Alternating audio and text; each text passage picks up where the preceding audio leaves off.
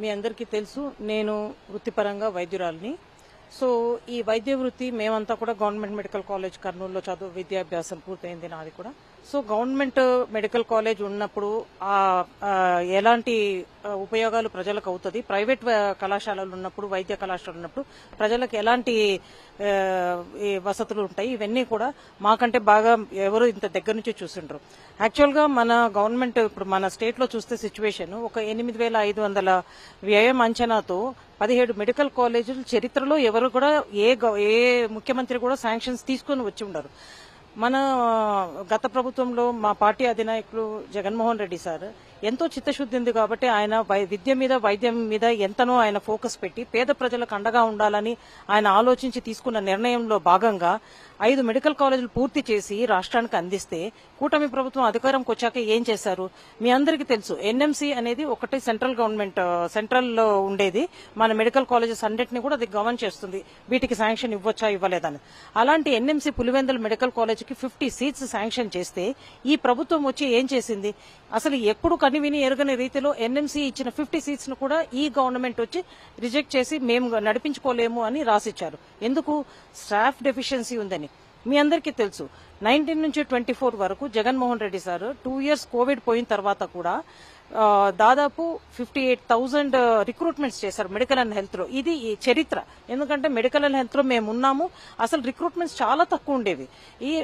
Last time మా government లో అన్ని మెడికల్ అండ్ హెల్త్ లో రిక్రూట్మెంట్స్ చేశారు. ఈ రోజు స్టాఫ్ డెఫిసిట్ ఉందని కొన్ని ఏదైనా చిన్న డెఫిసిట్స్ ఉంటే దానికోసం ఎన్ఎంసీ ఇచ్చిన 50 సీట్స్ ను కూడా ఈ గవర్నమెంట్ మేము నడుపుకోలేమని ఒక అకాడమిక్ ఇయర్ పిల్లలకు లాస్ చేయటము, వాళ్ళకి అసలు మనసాక్షి ఎలా ఉంది, వాళ్ళు కరెక్ట్ అని ఎలా మాట్లాడుతున్నారో మాకైతే వైద్య వృత్తిలో ఉన్న వాళ్ళకి మాకందరికి చాలా దిగ్భ్రాంతికి గురైంది.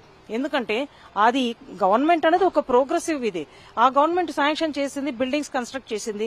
ఇంకా ఏదైనా ఉంటే రిక్రూట్ చేసుకుని ఆ వచ్చిన సీట్స్ ని మనం తీసుకోవాలా, 10 మందికి ఉపయోగపడేలాగా చేయాల్సింది పొంచి ఇది వీళ్ల చిత్తశుద్ధి ఒక మచ్చుతునక మాత్రమే. ఎందుకంటే అంతా చేసిచ్చి చేతిలో పెడితే ఇది మాకొద్దని రాసిచ్చే వాళ్ళు ఎవరుంటారు చెప్పండి.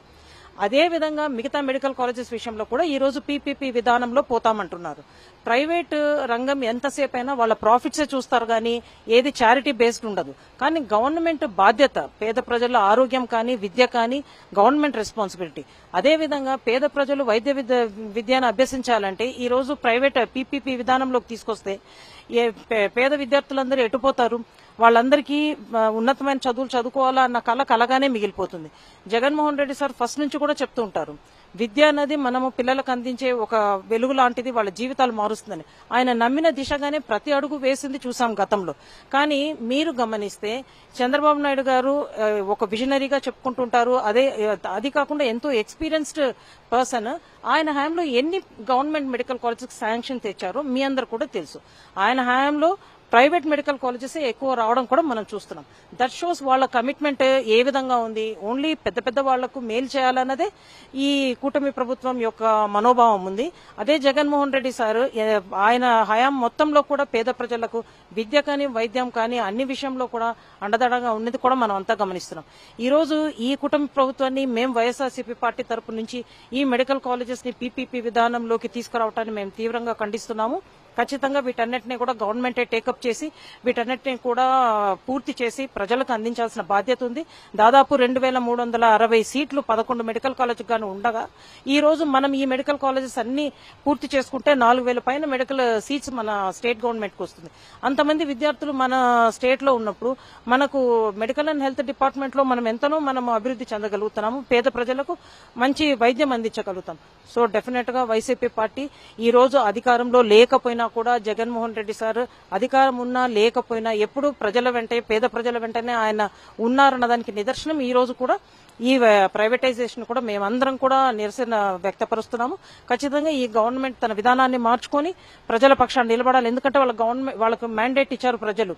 సో ప్రజల పక్షాన వీళ్ళు పనిచేయాల్సిన బాధ్యతను వాళ్లకు గుర్తు చేస్తూ వైసీపీ పార్టీ పనిచేస్తుందని మీ అందరికీ తెలియపరచుకుంటున్నాను. Thank you.